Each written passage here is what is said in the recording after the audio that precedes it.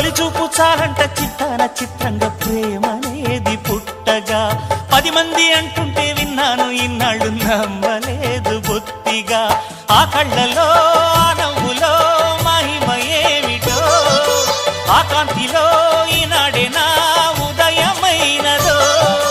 మదిసీమలో ఇన్ని మరుమల్లే గంధాలు మునుపెన్నడు లేని మృదువైన గానాలు మొదటి బలపు కథలు తెలుపు గేయమై తీయగా